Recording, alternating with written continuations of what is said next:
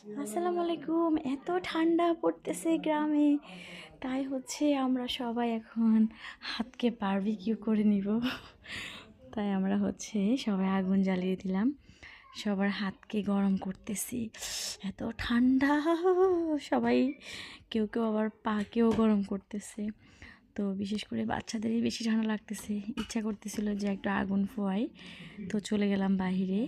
তো আমার মামানি নানু ওরা সবাই হচ্ছে আগুন দিয়ে দিল।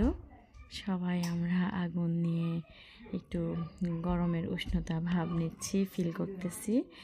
তো গ্রামে বিশেষ করে জিনিসটা খুবই ভালো লাগে।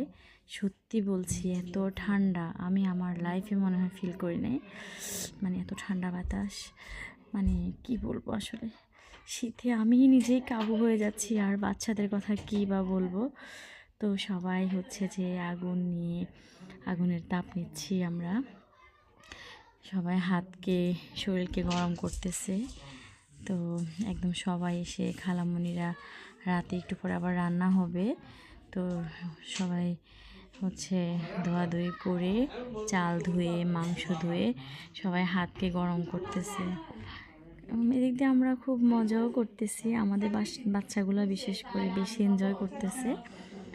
তো দেখতে পাচ্ছেন এরকম আমরা আগুন পোয়াচ্ছি সবাই। তো এরকম কে কে আগুন পোয়ান কমেন্টে জানাবেন। আল্লাহ হাফেজ, bye bye, tata, good night.